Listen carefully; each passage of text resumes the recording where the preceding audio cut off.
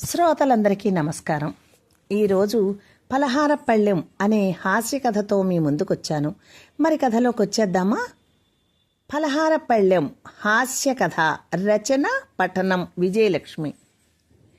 నా పలహార పళ్ళెం దొరికే వరకు నేనంతం తిననని చెప్పానా? మీరందరూ తినేయండి, నన్ను పిలవద్దు అంటూ భోజనానికి రానని భీష్మించుకు కూర్చుంది నారాయణమ్మ గారు, గొడ్ల నిండా నీళ్లు కక్కుకుని.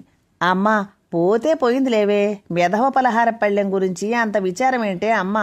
మన పెరట్లో బంగారం లాంటి అరిటాకులున్నాయి, లేకపోతే నాకు పౌరోహిత్యంలో స్వయం పాకాలలో ఇచ్చిన మంచి విస్తరాకులున్నాయి, ఎందులోనో ఒక దాంట్లో తినొచ్చు కదమ్మా అన్నాడు గురుమూర్తి తల్లితో. అమ్మో అమ్మో, మా నాన్న నేను కాపురానికి వచ్చినప్పుడు ఇచ్చిన నా పలహార పళ్ళెం నీకంత తేలికగా కనిపిస్తోందిరా? మా నాన్నిచ్చిన పలహార పళ్ళెం నచ్చక నన్ను చిన్నపుచ్చి మా నాన్నను తిట్టి నన్ను నానా మాటలు ఆడేది మీ నాయనమ్మ. అయినా మా నాన్నిచ్చిన నా పలహార పళ్ళెంలో నేను అన్నం తినేదాన్ని. వెర్రిమొడను, ఒక్కరోజు కూడా ఆ పళ్ళెం లేకపోతే నాకు తినాలని ఉండదు. బంగారం లాంటి అరిటాకు కాదురా, బంగారం పళ్ళెంలో పెట్టినా నాకు అక్కర్లేదు అంటూ ఏడుస్తూ ముక్కు చీదుతూ నానా రభస చేస్తోంది నారాయణమ్మ గారు. ఏమిటండి ఆవిడ సంగతి అంటోంది గురుమూర్తి భార్య గుర్రమ్మ. అమ్మ పలహార పళ్ళెం కనిపించలేదని భోజనం చేయనంటోంది అన్నాడు గురుమూర్తి. ఏంటి, కోడిగుడ్డు కూర కావాలంటున్నారా? అయ్యో అయ్యో, నిప్పులు కడిగే బ్రాహ్మణ వంశం, అందున మడి కొట్టుకుని వండితేనే గాని తినని అత్తయ్య గారు కోడిగుడ్డు కూర కావాలంటున్నారా? కోడి మడిగా గుడ్డు పెడుతుందా ఏంటి? నేను మడి కట్టుకుని గుడ్డు వండుతానా అంటూ గయ్యమని ఎంతెత్తున లేచింది గుర్రమ్మ. ఓసే ఓసే, ముందు నీ చెవులో మిషన్ పెట్టుకుని తగలడవే, నీలాంటిదే చెవుడా అంటే మొగుడా అందట. మా అమ్మ ముసిముసి కోపాలు, నీ చెవుడితో ఒకటంటే ఒకటి అనడం నేను ఎంతకని భరించనే అంటూ రంకెలేశాడు గురుమూర్తి. దానికే చెవుడు లేదు, అంతా నటన అంది మూతి తిప్పుతో నారాయణమ్మ. ఏంటి నటన? నాకా చెవుడు లేదా? చూశారా, ఆవిడ అంతంత మాట్లాడుతుంటే మీకు చేమ కొట్టినట్టయినా లేదు అంది భర్త గురుమూర్తి జబ్బ మీద ఒక్క చెరుపు చెరిచి గుర్రమ్మ. ఒసే పాపిష్టిదానా, నా కొడుకును ఒక్క దెబ్బ కూడా వేయకుండా పెంచుకున్నానే, వాడి జబ్బ మీద కొడతావా అంటూ లంకించుకుంది నారాయణమ్మ. మరి నన్ను మా అమ్మ ఒక్క మాట అనకుండా పెంచింది. తెల్లారిన దగ్గర నుంచి నన్ను అన్నేసి మాటలు అనడం లేదు మీరు అంటూ దీర్ఘం తీసింది గుర్రమ్మ.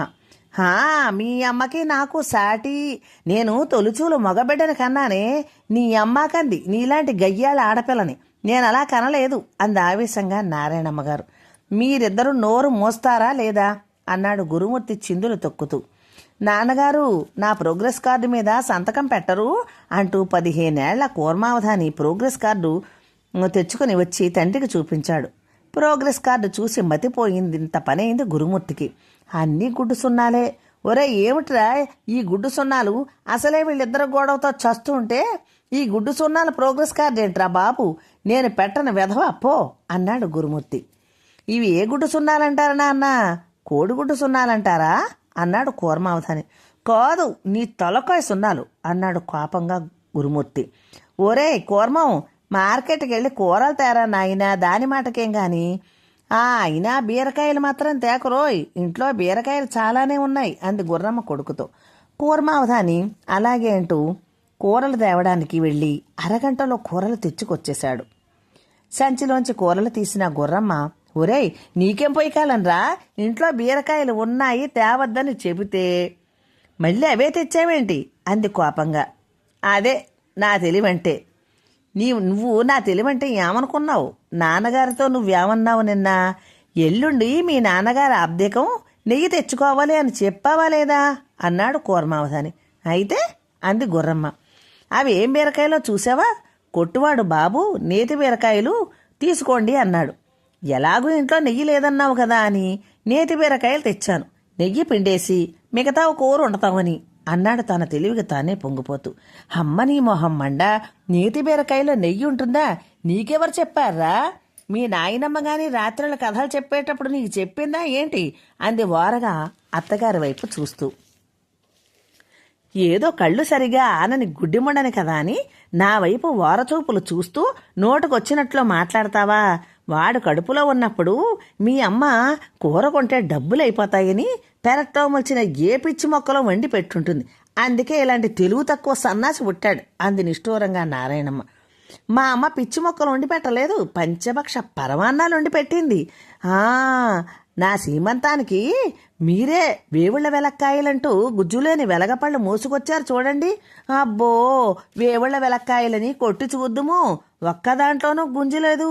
అందుకే బుర్రలో గుంజులేని వీడు పుట్టుకొచ్చాడు అంది చేతులు తిప్పుకుంటూ ఉక్రోషంగా గుర్రమ్మ. నా బుర్ర పనిచేయడం లేదే, మీ ఇద్దరు గొడవ ఆపుతారా లేదా? నాకు కనిపించడం లేదంటూ అవసరమైనవన్నీ కనిపిస్తున్నాయి అమ్మా నీకు. ఏమే గుర్రం, నీకు చెవుడంటూ నీకు కావలసినవన్నీ వినిపిస్తాయి. మీ గొడవలు కాదు గాని నాకు మతిమరి పట్టుకుంది, ఇట్టే అన్నీ మర్చిపోతున్నాను అన్నాడు ఆవేశంగా గురుమూర్తి. గుర్తెలా ఉంటుందిలేండి, ఈ ఈ మందమరపుకి కారణం మీరు చంటి బిడ్డప్పుడు మీ బొడ్డు మీద గుడ్డ కప్పలేదేమో మీ అమ్మ, అందుకే అంత మందమరపు అంది అత్తగారి వైపు కొరకొరా చూస్తూ. నీ పిచ్చి మండ, బొడ్డు మీద గుడ్డ వేయకపోతే మతిమరపు వస్తుందని ఏ పిచ్చిది చెప్పిందే నీకు? తుంటిని కొడితే పళ్ళు రాలినట్టు ఇలాంటి అర్థం లేని మాట్లాడుతున్నావంటే ఖచ్చితంగా నువ్వు చంటి పిల్లప్పుడు మీ అమ్మ నీ బుర్ర మీద గుడ్డ కప్పి ఉండదే. అందుకే అర్థం పర్థం లేని మాటలు ఆడుతున్నావు అంది నారాయణమ్మ గారు మిటికలు విరుస్తూ. మీ గొడవ ఆపి భోజనానికి రా అమ్మా, భోజనానికి రా అమ్మా అంటూ మళ్ళీ తల్లిని బతిమాలాడు గురుమూర్తి. నీకెన్నిసార్లు చెప్పాలి, నా పలహార పళ్ళం దొరికే వరకు నేను అన్నం ముట్టనని శపథం చేశాను అంది ఊడిపోయిన పండు జుట్టు ముడి వేసుకుంటూ రౌద్రంగా. ఏంటమ్మా ఇదేదో పెద్ద సంచలన వార్తలా, ఈ శపథాలేంటమ్మా, నా తల్లివి కాదు అన్నాడు బ్రతిమాలే ధోరణిలో తల్లి గెడ్డం పట్టుకుని. అవును, నీ తల్లిని కనుకనే నేను చెప్తున్నాను, నా పలహార పళ్ళం పోయిందని పోలీస్ స్టేషన్లో కంప్లైంట్ ఇస్తావా లేదా అంది కొడుకుని చేతిని తోసేస్తూ నారాయణమ్మ. అమ్మా, పలహార పళ్ళం పోతే పోయింది లేవే, పోలీసు మాత్రం వెంటనే పట్టుకోగలరా చెప్పు? ఈ పూట ఏ ఆకులోనూ భోజనం చెయ్యమ్మా, నేను మాత్రం నా పలహార పళ్ళెంలో తప్ప భోజనం చెయ్యనురా. ఒక పని చెయ్యి, మా పలహార పళ్ళెం వెతికి తెచ్చి ఇచ్చిన వాళ్ళకి 1,00,000 రూపాయల బహుమానం ఇస్తానని ప్రకటించు, ఎందుకు దొరకదో చూస్తాను అంది పంతంగా నారాయణమ్మ కోడలు ఇచ్చిన కాఫీ తాగుతూ. అమ్మా, ఈ కాఫీ తాగినట్టే అన్నం కూడా తినచ్చు కదమ్మా అన్నాడు గురుమూర్తి. ఒరేయ్, మా నాన్న నాకు కాఫీ గ్లాసుని నాకేది ఇవ్వలేదురా, పలహార పళ్ళెంతో పాటు ముట్టు చెంబు మాత్రమే మా నాన్న ఇచ్చాడు, అందుకే ఈ పనికి మాలిన గ్లాసులో తాగుతున్నాను అంది కళ్ళనీళ్లు పెట్టుకుంటూ నారాయణమ్మ. మీ అమ్మగారు అన్నం తినకపోతే ఏంలేండి, ఎప్పటికీ ఆ గ్లాసుతో 10 సార్లు కాఫీ తాగారు, ఇక అన్నానికి ఎక్కడ ఖాళీ ఉంటుంది అంది గుర్రమ్మ. ఒసే గుర్రం, నేనేదో మా అమ్మ శపథాన్ని విరమించాలని ప్రయత్నిస్తుంటే నీ వెధవ సోదేంటి అన్నాడు గురుమూర్తి. ఏమిటి, నే శాపం పెట్టేనా? అలా శాపాలు పెట్టడాలు మా ఇంటా వంట లేవు అంది గుర్రమ్మ. నీకు మా అమ్మ మాటలన్నీ వినిపిస్తాయి గొడవ పెట్టుకోవడానికి, నా మాటలే వినిపించవు, వెళ్ళి మిషన్ పెట్టుకొని తాగలడు అన్నాడు కోపంగా గురుమూర్తి. మరుసటి రోజు పేపర్లో ప్రకటన వేయించాడు గురుమూర్తి. మర్నాడు ఉదయం 10 గంటల వేళ అయ్యగారు అనే పిలుపు వినిపించింది. ఎవరు అంటూ గురుమూర్తి బయటకు వెళ్ళాడు. అక్కడ ఒక బిచ్చగాడు కనిపించాడు. బాబు, ఇప్పుడు వెయ్యడం కుదరదు, కాసేపు ఆగిరా అన్నాడు చిరాగ్గా. అది కాదు బాబు, మీ ఇంట్లో పలహార పళ్ళెం పోయిందని తెచ్చిచ్చిన వాళ్ళకి 1,00,000 రూపాయలు బహుమానం ఇస్తానని పేపర్లో వేయించారు కదా బాబు, ఇదిగో బాబు, ఇదే కదా మీ పళ్ళెం అంటూ సంచిలోంచి సొట్టలు పడిన సత్తుపళ్ళెం తీసి చూపించాడు. ఈలోపు నారాయణమ్మ లోపలి నుంచి పరిగెత్తుకుంటూ వచ్చి ఆ పళ్ళెన్ని చూసి, నా పలహార పళ్ళెం నాకు దొరికింది దేవుడా అంటూ ముష్టివాడి చేతిలోంచి చటుక్కన పళ్ళెం లాక్కుని గుండెలకు హత్తుకుని లోపలికి పరిగెట్టింది. బాబు, మీ పెళ్ళం తెచ్చి ఇచ్చాను కదా బాబు, నా 1,00,000 రూపాయలు నాకు ఇప్పించండి బాబు అన్నాడు ముష్టివాడు. గుడ్లు తేలస్తూ గున్నాథం, ఈ పళ్ళెం నీకు ఎక్కడ దొరికింది అన్నాడు తడబడుతూ. ఈ పళ్ళెం కుక్క ఎత్తుకెళ్తుంటే చూసి దాన్ని కొట్టే తీసుకున్నాను బాబు, ఈ ఏళ పేపర్లో చదువుతూ ఓ పెద్ద ఆయన ఈ పళ్ళెం గురించి అంటుంటే ఇదే అయి ఉంటుందని తెచ్చాను బాబు, నా 1,00,000 రూపాయలు నాకు ఇప్పిస్తే నేను వెళ్ళిపోతాను బాబు అంటున్నాడు ముష్టివాడు. ఇంతోటి ముష్టి సొట్టబడిన సత్తు పలహార పళ్ళానికి 1,00,000 రూపాయలు బహుమతి ఇస్తారా? వాళ్ళ నాన్నిచ్చిన చిన్న పలహార పళ్ళని పెద్ద భోజనం చేసే పెద్ద వెండి కంచంలో గొడవ పెట్టేశారు ఇవిడ. అన్నం తిననంటూ ఆ ముష్టాడు తిన్న ఎంగిలి కంచంలో అన్నం తినండి, ఇంకా బాగుంటుంది. చిన్న సత్తు పలహార పళ్ళాన్ని పట్టుకుని ఏదో పెద్ద అన్నం తినే కంచంలో ఉపయోగించుకుంటున్నారు. అందులో 10 సార్లు వడ్డించుకుంటేనే కానీ కడుపు నిండదాయే. నిండా 4 ఇడ్లీలు పట్టవు అంటూ మూతి విరిచింది గుర్రమ్మ. ఆ బిచ్చగాడ తిన్న ఎంగిలి పలహార పళ్ళల్లో నా ఆచారాన్ని మంట కలిపేసి అందున కుక్క ముట్టుకున్న దాంట్లో నీ అన్నం తిననా? చిచ్చి, నేను చస్తే తినను అంటూ ఢామ్మని వెనక్కి పడి ప్రాణం వదిలేసింది బామ్మగారు. అమ్మా అమ్మా, ఏమైందే? అదేంటే మంచం మీద నుంచి పడిపోయావు అంటూ కంగారు పడుతూ గురుమూర్తి తల్లిని కుదుపుతూ లేపుతున్నాడు. కళ్ళు విప్పి చూసిన నారాయణమ్మ, ఏమిటి ఇది కళ? బాబోయ్, నీ చచ్చిపోలేదు, నా పలహార పళ్ళెం పోలేదు అంది ఆందోళనగా చూస్తూ. పలహార పళ్ళెం పోవడం ఏంటమ్మా అన్నాడు గురుమూర్తి. లే, నీకేదో పీడకలు వచ్చినట్లుంది అన్నాడు తల్లిని చెయ్యి పట్టి పైకి లేవదీస్తూ. బాబోయ్, కళ ఇంకా నయం. కుక్క ముట్టుకున్న ఆ పలహార పళ్ళం, ముష్టివాడి ఎంగిలి చేసిన ఆ పలహార పళ్ళెంలో నేను అన్నం తినలేనని చచ్చిపోయాను అనుకున్నానరా. వేధవ కళ ఇలా వచ్చిందేంటి? దీనంతటికి కారణం నీ పెళ్ళం నా పలహార పళ్ళానికి బడి ఎప్పుడూ ఏడుస్తూ ఉంటుంది. అందుకే దానికి దిష్టి తగిలి అది పోయినట్ల కళ వచ్చింది. పీడా విరగడైంది, పీడా పరిహారం అయింది అంది కోడలి మీద నిష్ఠూరంగా.